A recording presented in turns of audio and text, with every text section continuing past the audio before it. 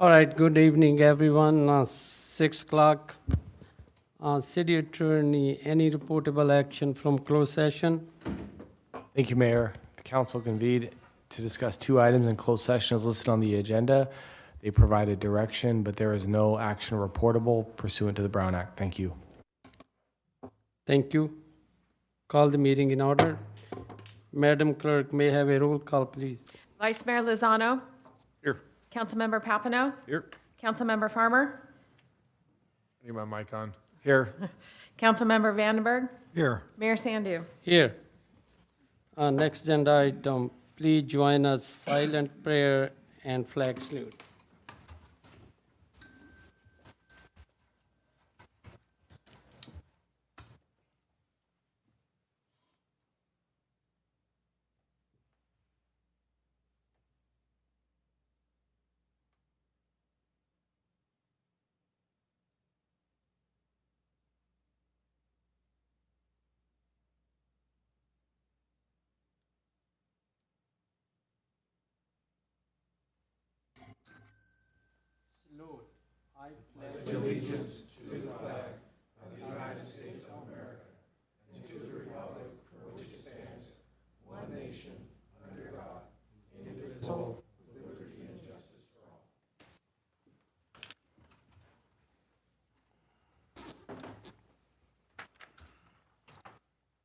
Thank you, Madam Clerk. Replay statement, please. This meeting of the Galt City Council will be cablecast on Metro Cable 14, the local government affairs channel on the Comcast and AT&T Uverse cable systems. The meeting is closed caption and webcast at metro14live.saccounty.gov. Today's meeting replays Saturday, September 7th at 9 a.m. and Sunday, September 8th at 9 a.m. on Channel 14. This meeting can also be viewed at youtube.com/Metro Cable 14. Thank you. And next agenda item E, council, any agenda approval, addition or deletion? If is none, the next agenda item is F, presentation. There is no presentation.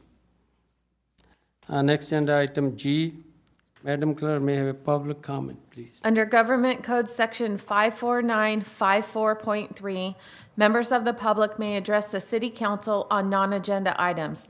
The public comment section is for the City Council to receive comments, except for brief responses to questions. No discussion or action may be taken on any item that is not listed on the agenda. Please limit comments to a maximum of 5 minutes.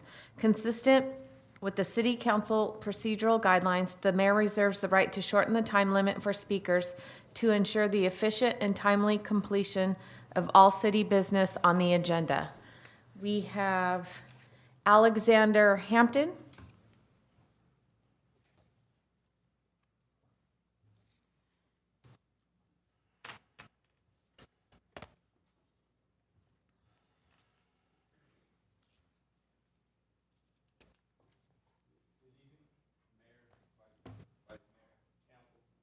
My name is Alexander Hampton. I am a field representative for the NorCal Carpenters out of Local 46.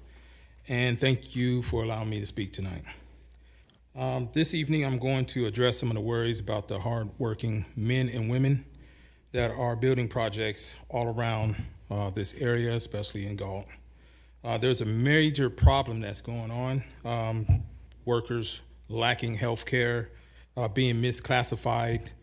They might be a mason, but they're doing carpenter work, getting underpaid. A lot of that's going on, like I said, not just here in Galt, but in Northern California, period. It's a huge problem.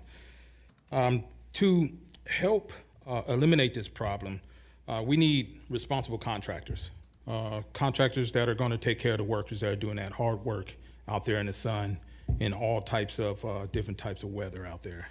As myself, as a carpenter, I feel that, you know, if a person's doing the same work as me, they should be get paid like me. You know, that's just straight fair. It's common sense. So to eliminate this problem, we need to make sure that prevailing wage, healthcare, apprenticeship, compliance, local hire is required in future housing projects here in Galt. As leaders of the community, what are we going to do to work towards this goal? We need to work together, for one. And thank you very much for this time and allowing me to speak. Thank you. Thank you, Mr. Hamilton. Thank you for your comment. Thank you. Mr. Mayor, could I make a comment real quick? Yeah, sure. I was just curious in regards to that. When we qualify, when we hire a contractor, we have a thing where it says, this is a qualified contractor, right? There's background that we do. What does that background entail? That they don't have any liens or? Correct. Could you? Yes. So yeah, every project all of our projects, we are required to pay a prevailing wage, and those are set by the state. And there are other projects such as C Street where we're not only required to pay prevailing wage, we're also required to pay Davis-Bacon, and those are federal prevailing wage. So whatever is higher, we pay. Part of our bid evaluation process is to look into the background, make sure there's no safety actions, there's no issues with their bonds or their insurance, and that there's no claims against contractors. So we do a background check gets identified in our bid procedure process. So claims against contractor, if there was like a suit filed for unfair labor practices, or I'm just making that up, right? Would that would show up, right? If it's, and I'll look to the city here, if it's reported on the DIR website, that's something that we would identify. Okay. Yes. Just curious. Thank you. Thank you. Yeah, go ahead. Very good, Mr. Farmer. I would also encourage the public speaker, if you would take some time, look back at the public documents, at the contracts that are brought before us and the public, you would see it, generally considered boilerplate documents, but there's many provisions in there to make sure that the citizens' dollars are spent well and to the standards that he mentioned, but I appreciate your public comment. Thank you. Thank you. Our next agenda item is a report by City Council member or Regional Board, Committee, and Commission. Vice Mayor Lozano. Yes, I just have two things. First of all, with the SACOG, I attended on August 26th the Strategic Planning Committee meeting. We discussed many items, including the blueprint document moving forward and how that's going to be rolled out next year with some real process of figuring out how to implement from a policy level, and then also a process in which onboarding happens for new board members. It looks like there will be at least 5 of the 28 board members turning over next year. So we thought it was real important to talk about how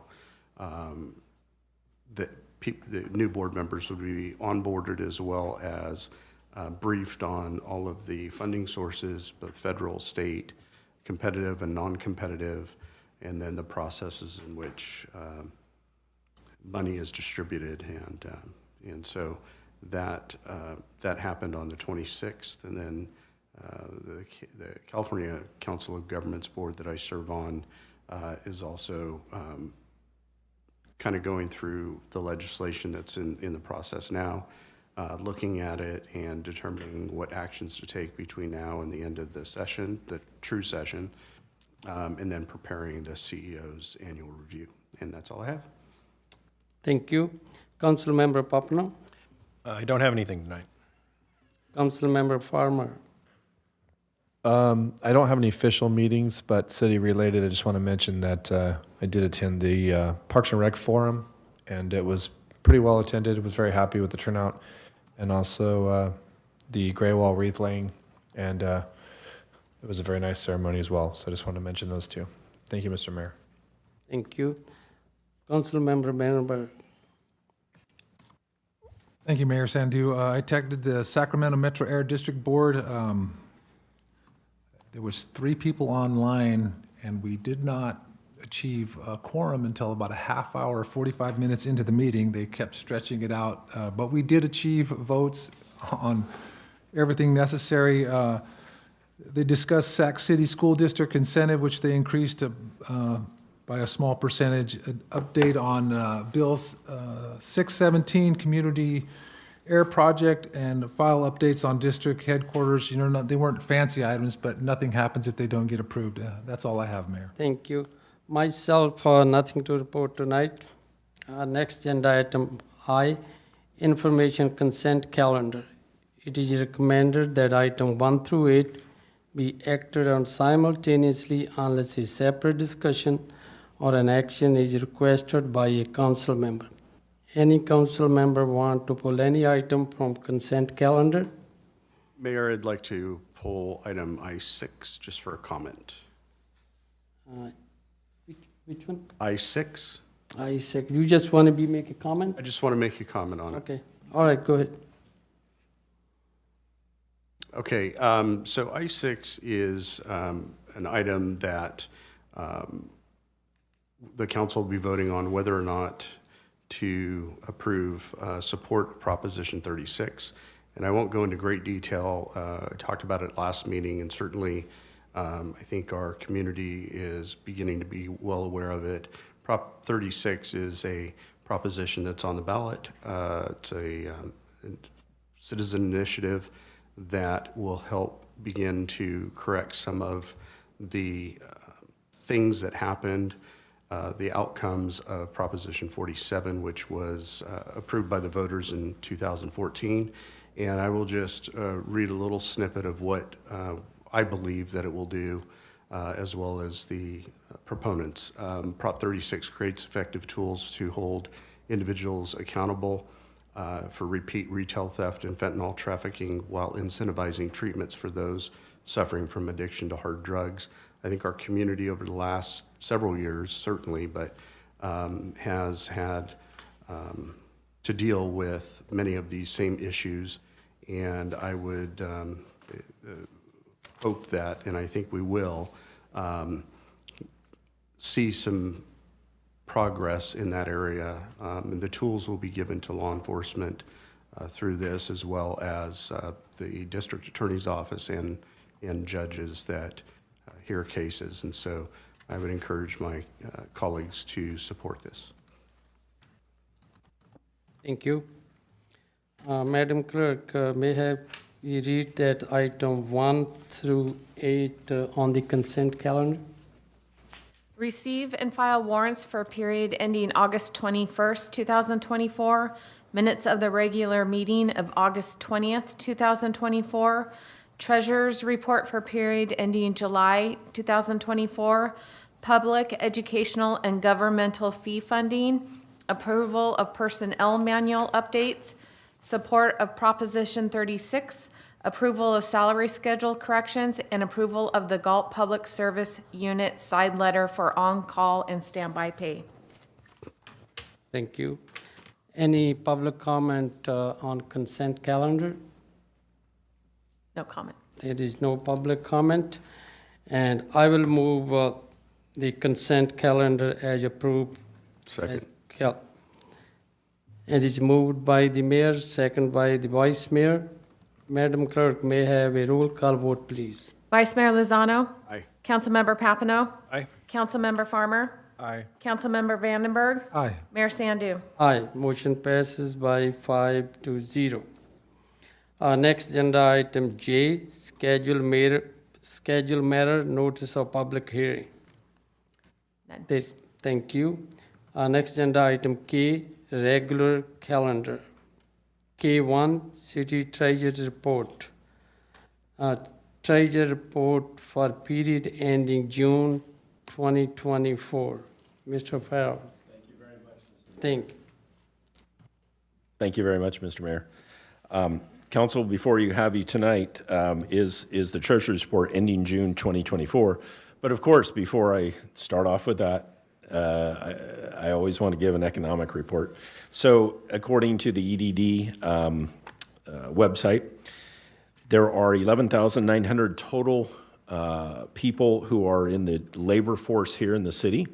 And according to them, it's 11,200 are employed, which they're saying that 5.7% is the unemployment rate here in Galt. In comparison, the county of Sacramento falls at 5.3%. Now, with that, I'll also go into what everyone is usually interested in, is housing here in Galt. And so for the, I have both statistics for July and for August. So I'm going to throw out a bunch of numbers, and you can pick up or whatever you wish. So in the month of July here in Galt, 31 homes sold. The listing price was $569,000. The closed sale price was $572,000. That's the median price. So just a touch above asking prices, actually what those 31 homes sold for. If you do the math, it comes out to $335 per square foot. Okay, and 21 of those 31 homes sold within 60 days. Okay, that's for July. For the month of August, 29 homes sold, and the median listing price was about $570,000. The closed sales price was about $580,000. So during the month of August, it was $10,000 above that. And again, the price per square foot was $315 per square foot. So, and I saw this firsthand. I live in a six house cul-de-sac, and one of those houses went up for sale in August on a Thursday, and they were going to hold an open house on Saturday, Sunday. So as soon as that house went up for sale, immediately there was already an offer on the home. Open house was 3 more offers were made on that home. So the seller certainly had their choice. The asking price was $545,000, and the home sold for $560,000. So that's exactly what happens. Right now, the housing market is tight. So I'll get into my treasurer's report for June.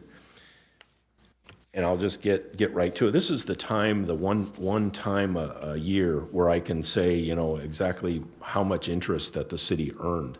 And last time I was here, I said, well, we're going to earn, definitely over $3 million in interest. And I knew that we were going to hit that, and we were going to surpass it by a lot. But I have the final total for this year. And again, I always preface this by saying, this money does not all go in one place. It does not all go in the general fund. It's split among 52 different sub-accounts. So the final total was $3,969,753.33. So we're about $30,000 short of $4 million in interest this past fiscal year. Now, I'm sure your very first question is, are you going to do this again? Can we get a $4 million in interest? And the answer is no. Okay, and the reason I say that is because we already know, it's no secret that the Federal Reserve is going to start lowering rates. As a matter of fact, you're going to see the first decrease on February the 18th, which is a Wednesday. And the question is, how much of a decrease? It could be 0.25%, could be 0.5%. We're definitely going to see 1/4. And it's probably about 50-50 as far as whether we're going to see half. I personally think we're only going to see 1/4. Now, I'll give you kind of, again, another live example as far as how interest rates are already decreasing.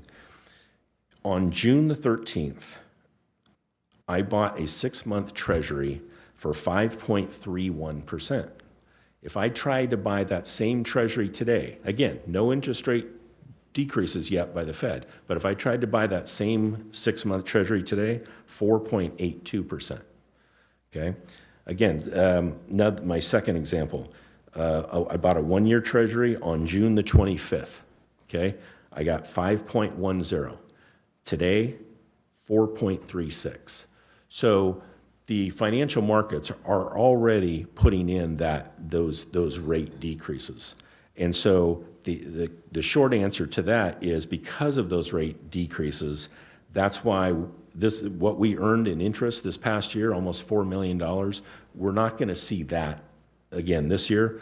My guess for this time next fiscal year, I'm probably guessing about 3.35 million.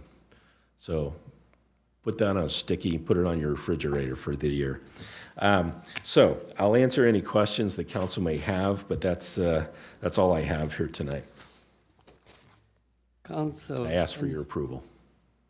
Thank you, Sean. You know, I always appreciate that was actually some friends of mine, it was their mother's house that sold across from you. Yep. So banks can just anticipating a rate cut, they can just say, oh, we're going to start lowering what we're offering to people, and then everybody just kind of follows suit. Because you mentioned that one decrease was like almost a whole %. And they did that without any change. Yeah, no rate has changed yet, but the speculators are saying, well, we're going to see that much of a decrease. In this decrease was, it's about 80 basis points. So in 1 year's time, they're predicting, financial markets are predicting that we're going to see, say, 3/4 to 1 full % a year from now. Now, in my personal feeling is we're probably going to see a 1% decrease probably by the end of January from today, okay, as far as the federal funds rates. By the end of June, I don't know, maybe 0.5% more. I'm not sure. It just depends between now and January how much, what the unemployment numbers come in at and what the inflation numbers come in at. And that's how the Fed pretty much judges what they're going to do. So last question is, you've been treasurer for how many years now? I forget. I'm in my 34th year. 34th year. I didn't mean to date you right now. That's okay. I started when I was 32 and I had hair. Okay? All right.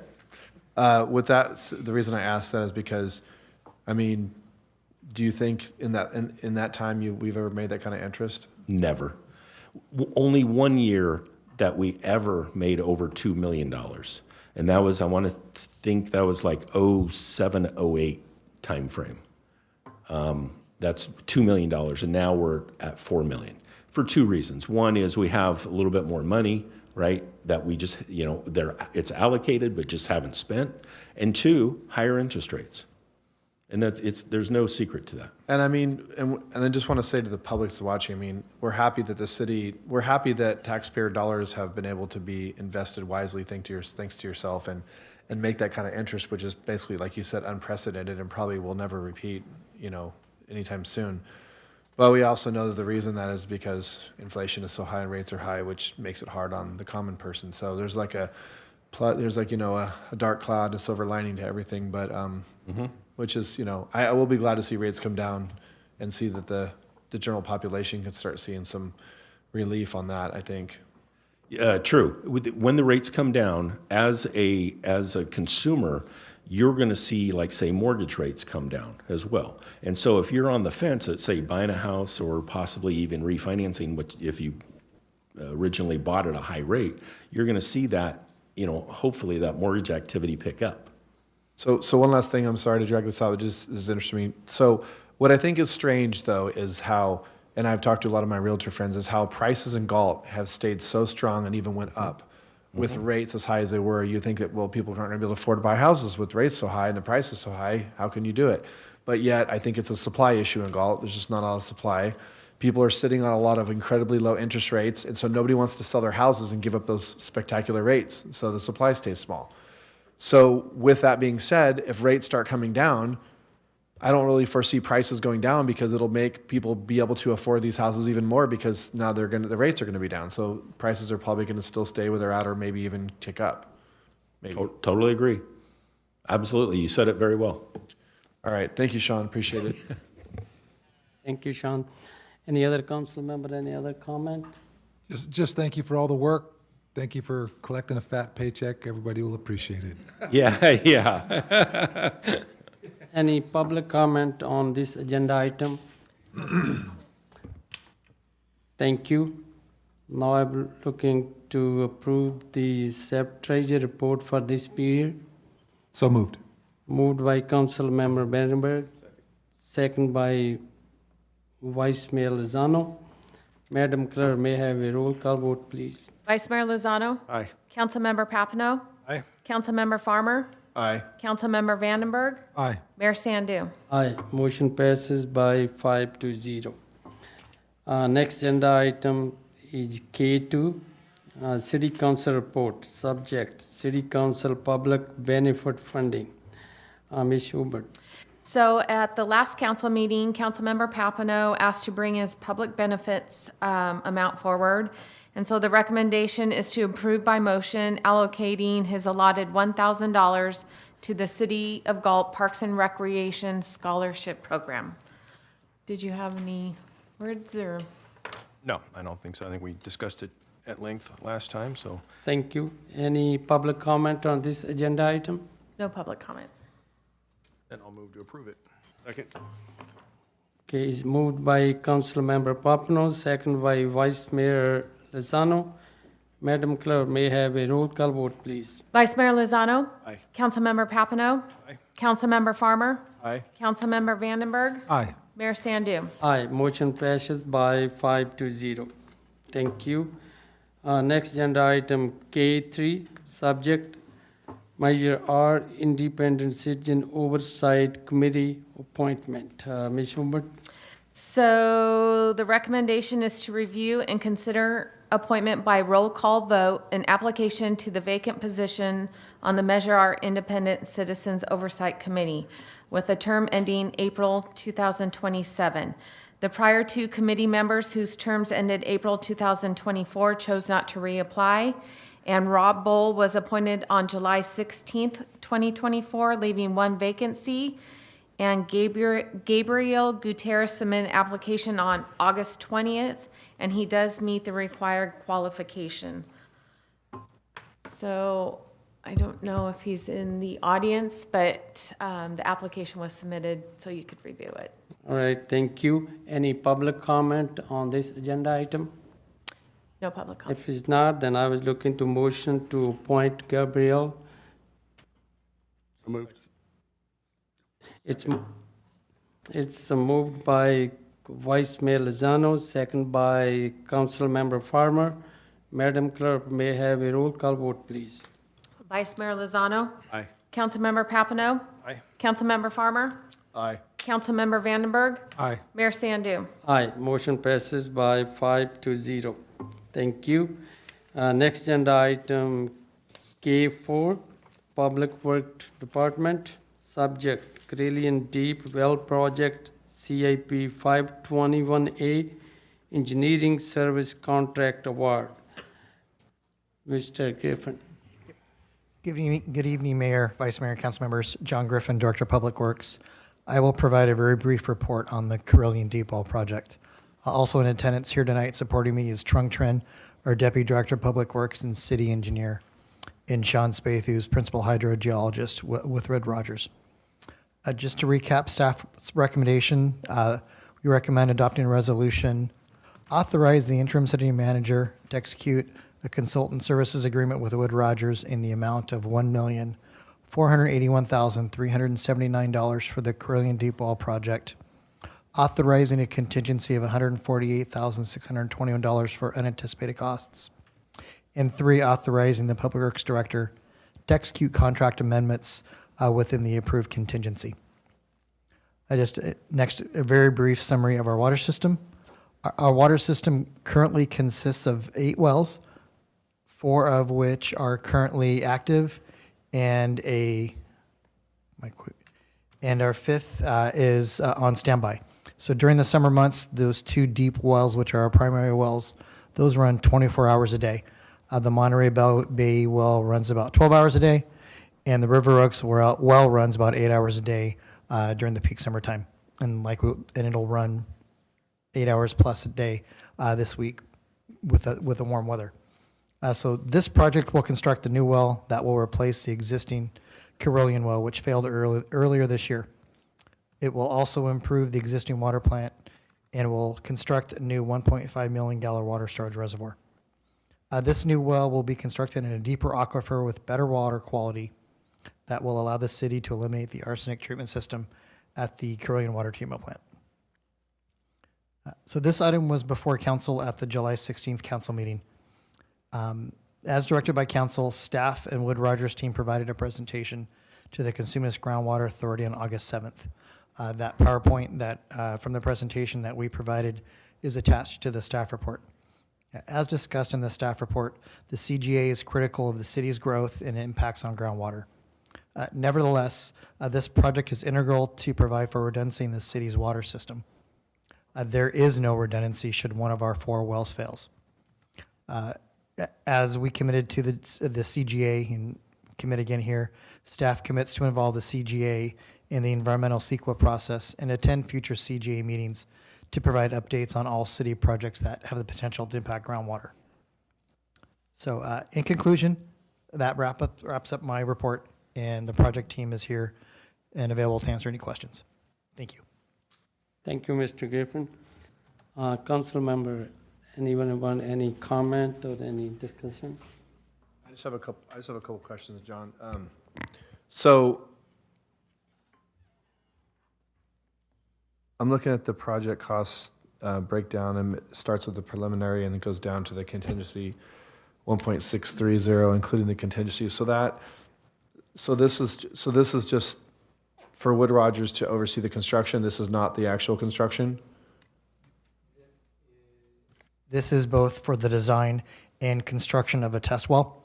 What we do on a project like this is we construct a test well just to confirm the water quality that we expect to encounter is actually there. We'd hate to go spend $4, $5, $6 million on a project and then find out, that water's not of high quality as we expect. So part of this cost is to construct a test well and collect some samples just to verify the high water quality before we go to that next step of building the well, building the water treatment plant, and building the reservoir. Okay, because that's what I was confused on, because it mentioned, so the staff report, what it mentions is the construction of the temporary well, to the test well. Okay, right, okay. So we won't know what the full construction cost is until, so what's the timeline here? Wood Rogers does that, we test the water, if it comes back good and says, yes, we're gonna get what we hope for, then will we go out to RFP to actually build the actual well then? Will that come back to us, that whole process then, or where do we go from here? Yes, so the next steps with tonight, when we're presuming that we encounter very good water quality, tonight that also allows us to authorize a contract with Wood Rogers to move forward with full design of all those improvements. And then that process will likely take roughly a year, and hopefully this time next year, we're out to bid on a new well and improvements to the water treatment plant and a new reservoir. How long, and so hypothetically, we would, a year from now, you said this time next year, so then how long construction do you think? I'm just trying to figure out how long until the actual new well, given that we find what we were looking for, how long until that well could be online? I would expect this project from, if we award tonight, would be 2 years before we are complete with construction. And you're saying right now we have no redundancy if should one of our wells go down? We have no redundancy should one of our wells go down. We have another project that is currently in design for another well, but that will not be online until the end of next year. Okay, and you also mentioned a minute ago that one of the main reasons we're doing this is because the main Carillion, the one located at DiMaggio, it's the one we're talking about, that's no longer meeting the arsenic level testing. Can you explain that a little more? That well actually failed. And so it is talk to contractors, and the cost to rehabilitate is pretty substantial. And it would, in our opinion, it would not be a good use of our ratepayer funds to rehabilitate this well. It would be much more cost effective to construct this new well. Okay. So in layman's terms, what does that mean by failing the arsenic? Does that mean that we no longer, are we treating explain that to me. Our water system meets all standards, and so the well itself has failed. So the column, the material has collapsed, so that we can't extract water from that well. So you're not. So when you fail, you say fail. You don't mean fail the arsenic test. Correct. You mean fail. Okay. Yeah. That's what I was trying to clarify, because it came off to me like we were failing. Like it wasn't meeting the criteria. Now we have to build another well. So how long are we going to be using bad? Okay. Yep. So the new well will go into a new aquifer, hypothetically the one we're looking for. Yes. There's been a lot of talk about, and I don't want to get into a different subject, but maybe this could be maybe we can talk about this more in depth. But I get a lot of people that come to me that say, why does the county or the state or whoever that mandates, water rationing, water meters, like the people of Galt, you're only supposed to water your lawns on this day and this day and this day. But yet we just keep building more houses, which demand more water and so on. I mean, is that just irony there, or? Yep, it is. And I mean, I think Sean brought it up where, there's constant demand for new homes. And there's a demand for more homes here in town. And just last thing, and I'll let one of my colleagues go. There is a lot of talk lately about people's, with the regular CPI increases that we see in people's water bills and stuff. When that happens, we see a lot of chatter in the community about that. There's a perception that when new homes come online, that the people of Galt, we all get a rate jump on our bill because we're paying for their new houses. That's not true. I mean, new houses, all new development pays for itself with things like this. Every new home or every new permit connection, they pay a number of impact fees: water, sewer, parks, transportation, Measure A. So yes, they all would pay their fair share. And then those funds go towards paying for any new construction that would expand capacity. Okay. All right. Thank you, John. I think that's all I have right at the moment. Yep. Thanks. Thank you. Any other council member? I just have a comment. Appreciate the work of staff to work with the CGA on this. I know we had a meeting kind of offline with members of that group shortly after our last meeting that we had this subject. So I appreciate you taking the time and the commitment to engage on projects moving forward, as well as making a presentation at the CGA. And keeping them in the loop, because I think that's an important piece. And I think we found some other information in there in talking to them that can help move us forward. So thank you. Thank you. Any other council member, any comment? If- Worth clarifying the Parlin Oaks subdivision, which is almost adjacent to the well, correct? Yes. Then they're paying just shy of $1.7 million in lieu of water capacity fees. Correct. And 100% of that will go to fund what we're talking about tonight. Yes, what we are doing instead of using the money that's currently programmed in this project, we're going to use those funds instead. Anytime money is paid into SKIP or an equivalent program, there's a very narrow time frame that we have to use those funds. So we don't want to lose those funds, so we're going to expend those first and utilize what's currently programmed for later phases during construction. Great, thank you. I do have one last question. I'm sorry, Mr. Mayor. Yeah, go if I ahead. may. So this particular well that's failed that we're going to replace, it says it was built in 89. Is that what, 88? What did it say on the? It was Yes. something like that. Yeah, late 80s, early 90s. So what is that, 40 years? Almost 40 years? 35, yeah. Okay. So I mean, you may don't have this answer for me now, but I'm just curious, maybe at a later time you could email me or something, or email the council. But the other wells that we have, do you know what the age of those wells are? Is this one of our older wells? Is this one of our newer wells? The 4 wells, I'm going to go off memory here. The 2 deep wells are probably less than 10 years old. Okay. The other wells are, River Oaks is 15 years old. So none of them 15 as to old as 20. this well then? None of them are old as this well. Our standby well, which is the Golden Heights well, that one's probably as old, but that one is not one of our 4 primary wells. Okay. I'm just curious of what to expect as far as, if this is going to happen again in a couple of years or whatever, but probably not likely. I would really hope, yeah. I would really hope this is not going to happen in the very near future. Thank you, John. Thank you. Thank you, John, for your report. Thank you for your hard work, your staff. The only thing, can you might we explain in a brief, I know I read in the report, explain to the public, we going to, I think Wood Roger, can I do that job is around more than 1.5 million, right?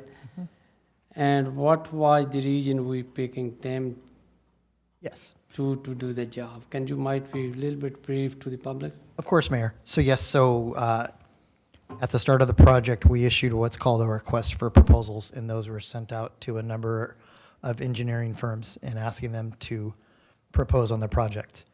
And the staff report identified how many we received. I don't remember exactly how many, but and there was a review panel of city staff that reviewed all the proposals received, and we deemed that Wood Rogers was the most qualified. So there's a review process that is comprehensive, and we select who we believe is the team that's best qualified to give us a product that will help us get to the finish line and is the most qualified to perform that work. Thank you. I would like to move to the public comment. Any public comment on this agenda item K4? No public comment. There is no public comment, and now I'm looking to approve, looking to have a motion to approve the item number K4. So moved. Second. It's moved by Council Member Berenberg and second by Vice Mayor Lozano. Madam Clerk, may I have a roll call vote, please? Vice Mayor Lozano? Aye. Councilmember Papineau? Aye. Councilmember Farmer? Aye. Councilmember Vandenberg? Aye. Mayor Sandu? Aye. Motion passes by 5-0. Thank you.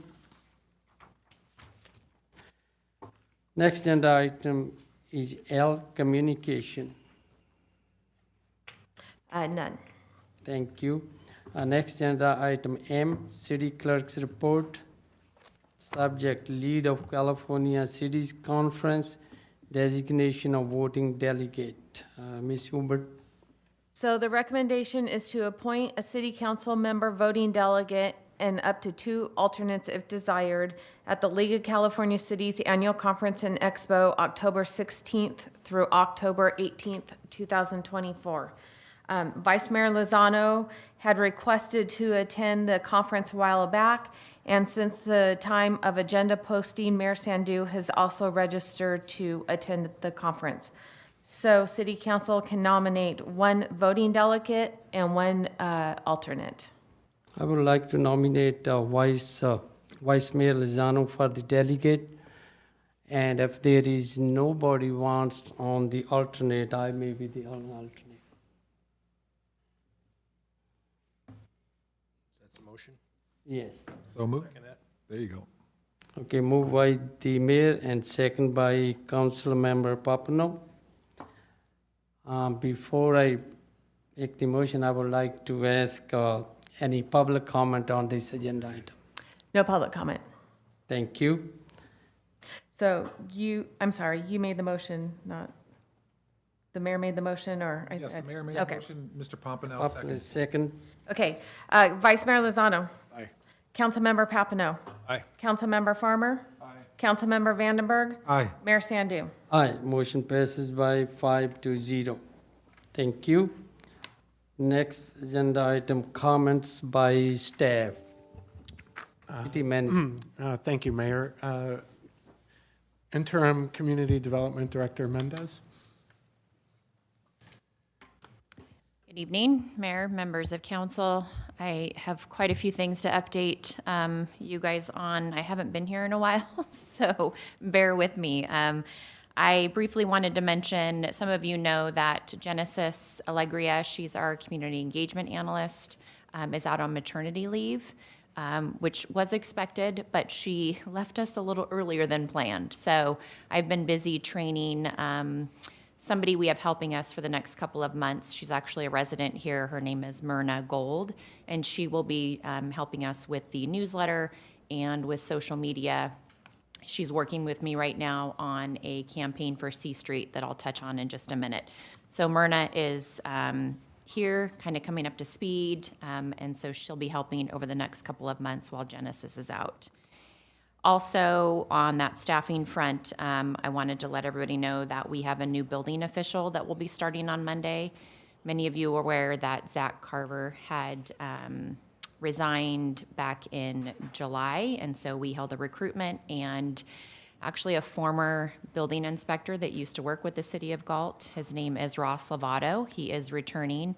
He is now has been working since he left Galt, I guess, has been working with the city of Sacramento as a supervising building inspector. So he's returning to Galt, has a great reputation with staff, also in the community. So we're excited to have him back. He will be starting on Monday, September the 9th. And speaking on the housing front, I know that there's been lots of talks tonight with Sean regarding housing. We, being over in community development, I can tell you right now that there is definitely a pent-up demand for housing, and these builders know it. We have a handful of builders that we're working with right now. The Planning Commission just approved architecture at the meeting in August for Meritage. They're going to be the first builder out at the Liberty Ranch development. Meritage has 3 villages that they'll be building. They received approval. They are submitting tomorrow their architecture and their building plans, and so they would like to begin their construction in November, and so you'll see lots happening out there. You also mentioned, I know Councilmember Papineau had mentioned Parlin Oaks. Parlin is moving rather quickly out there. Lennar, which is constructing at Greenwood Cottages, is, I feel like we can't get permits out fast enough for these guys. They know that there is demand out there, and once the interest rates drop, I think that they want to be ready to go. And so it's exciting. I think that we'll see a lot happening in all of the developments that have been approved by City Council and Planning Commission over the years. I think that we have builders lined up for every one of them. So more to come on that front. Lastly, I wanted to touch on the C Street project. I'm not sure if the Public Works Director is going to mention anything about C Street, but as many of you know, it's tore up right now. We still have traffic controls in place, and so we've heard some concern from the merchants along the C Street corridor, actually throughout kind of the Old Town area. And so tomorrow we are launching a Shop Local campaign. It is called Shop, Drink, and Eat on C Street, and so we will be advertising on social media, encouraging residents to shop in the construction area and kind of throughout the Old Town area, and not to forget about our merchants, although that they are a little difficult to reach right now. They are still in business and open and operating, and so we'll be giving out totes, C Street kind of branded totes, canvas totes, working with the chamber actually, to anybody who collects 15 receipts in the shopping district. They can turn that in for a branded C Street shopping tote. And then they are entered into a drawing for, I think we ordered 20 custom Stanleys that have the C Street logo on them. And so there'll be a drawing for that in December when hopefully construction is near completion and the roadway is back open. So we are working with our merchants. We're adding additional signage out there, specifically for the Galt Furniture, Little Caesars shopping center. I think that they have been hit hard because all of their access is pretty much cut off unless you come through A Street. So we are working with them on some additional signage at A Street and potentially Lincoln. But that campaign launches tomorrow. We've reached out to all of the businesses for any specials or coupons or advertisements they want to push out. We're going to do that through this campaign. We also will be highlighting and spotlighting individual restaurants and retailers through the program over the next couple of months. So please share that information as you see it on our social media. We've encouraged all the merchants to share as well. And so that branded campaign will start tomorrow. And I think that's all I have. Thank you. Public Works Director Griffin. A couple of things to report on. making sure you're still here in the audience. So first, I want to recognize Trung Trin, who has accepted a promotion to become the city's new Deputy Director of Public Works and City Engineer. Trung's been working with the city for approximately 18 years. He's been integral in delivering a number of critical infrastructure projects. Staying on C Street, he is currently managing the C Street Complete Streets project. So please join me in congratulating Trung on his promotion.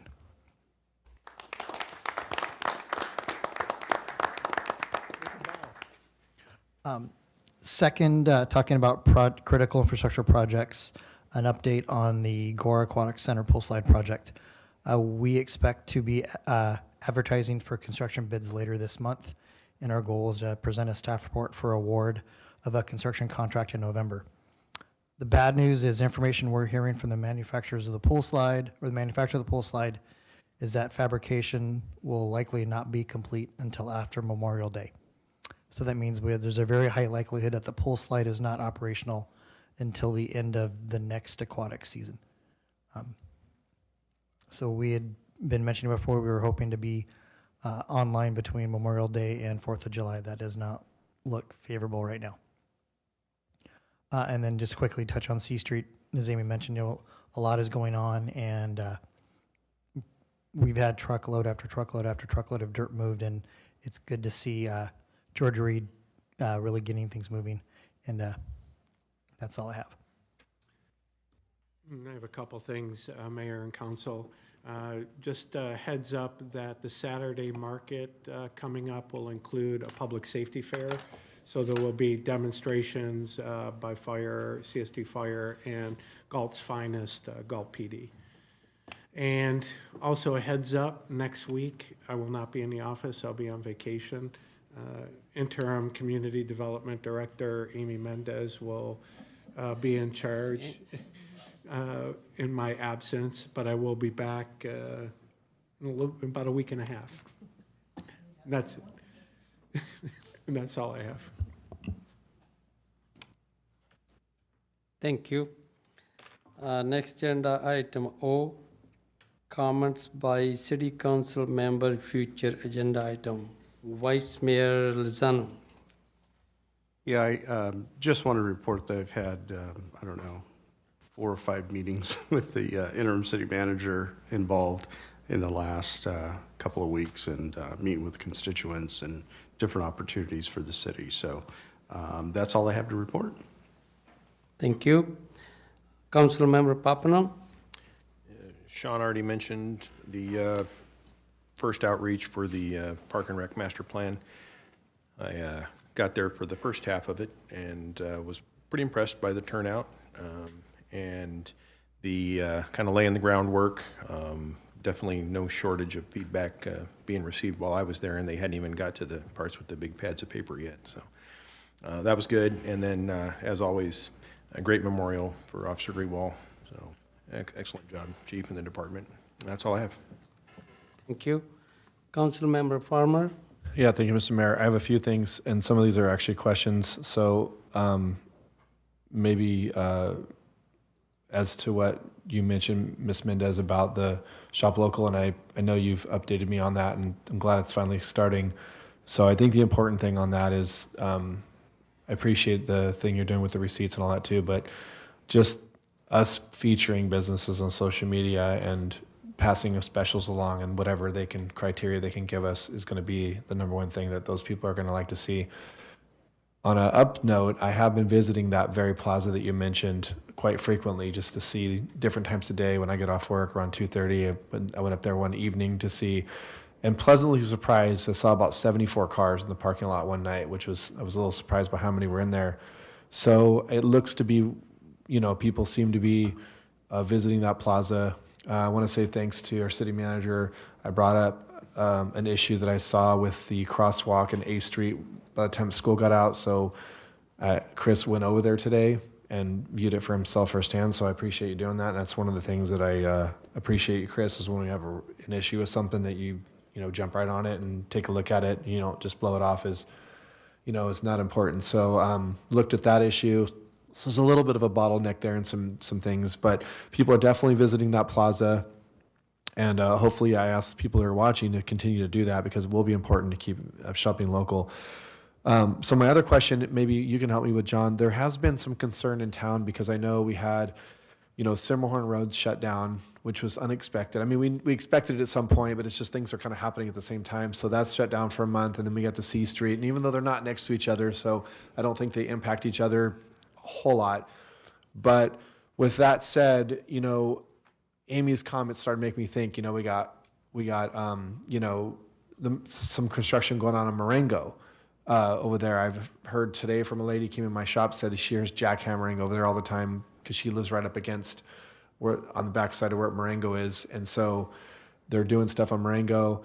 And then we got Summerfield. So what I'm concerned about, and I just want to keep this in mind moving forward, is there going to be any significant construction that's going to be as a result of Summerfield? Are we going to see in like 3 months from now the Summerfield project like block off Marengo and say, oh, we got to do something out on the road? Because I'm concerned about with all these projects moving forward at the same time, and it seems like that's what's going on. They're all kind of coming. It's like a perfect storm, that we're going to start seeing all these unintended things where we have this be blocked or this be blocked, and people are. There's a lot of chatter about it already there's actually memes going around online that says, people are like, see that area over there where there's no construction? Let's go ahead and block that street right now too. They're just poking fun, but that's what people are saying because they're talking about it. So I just want to be, keep in touch with our contractors so we don't get blindsided by, oh, hey, we're going to close a road for 2 months or something. If we can know about that kind of stuff would be helpful, just so we can get in front of it. And, I think with that, just everybody please be patient with the construction. We knew that, we're going to see some results from that. But I've spoken to some business owners who said that, yeah, it's a little bit of inconvenience, but it's okay. We're getting through it. And one of them is right in the middle of it. So I want to thank you for those people's patience. And of course, if they have any issues, they know they can reach out to staff, and we'll go talk to them or figure out what their issue is. And I think that's pretty much it. So thank you, Chris. Thank you, Amy. John, thank you. Thank you. Councilmember Vandenberg. Thank you, Mayor. Thank you to staff for the reports. Thank you for all the flexibility on C Street. I popped in the other day, and it was nice to see a lot of the material being removed off that street, so it'll be much lower than it was before, and it'll look pretty normal. It is usually an inconvenience right in the middle of town, but I think people will be pleasantly surprised when they're all done. I also attended the wreath laying. It was very well attended, and it was sad and heartwarming at the same time. So my heart goes out to the family. Mr. Lozano, thank you for bringing the Prop 36 item. I think it's a very good trend to see in California. Happy to support that. And then finally, I went to church this weekend, and during that service, there was discussion of the Sunshine Food Pantry. So in 2019, they served 12,392 people. In 2021, that number jumped to 17,956. Now in July of 23, from January through July, that number was 13,047. This year, in 2024, between January and July, that number has jumped to 20,030. So there's a serious need, and even though the economy does have some hopes, there's some cracks in the surface, I guess. We're very lucky to have people that dedicated and the hours they put in tirelessly to feed so many people every single day when they show up, when they have events. It's truly a beautiful thing. So having said that, I would like to send my public benefit funds to the Sunshine Food Pantry. Yeah. You got all that? Okay. That's all I have, Mayor. Thank you, Councilman Vandenberg. Myself, thank you for the staff, hardworking city manager and his staff doing very hard work. We are during the construction, and we all know all the projects have to finish, have to go as soon as possible. And that's why everybody asking the public be patient. If any anything, any concern, call to the Public Work Department, call to city manager, or call my office. And we will do the best we can do. And I also like to thank you any public comment. Public comment is very important for me, or I believe every council member is very important to us. Thank you for the citizen come to for chamber for this meeting. Thank you for everybody. And I also like to congratulate Trang as a deputy, Public Work Department deputy. He was working very hard. He was working the city from long. Thank you. And if anybody have any question, if it's not, then I'm going to adjourn that meeting almost 7 o'clock. Thank you. Have a good night.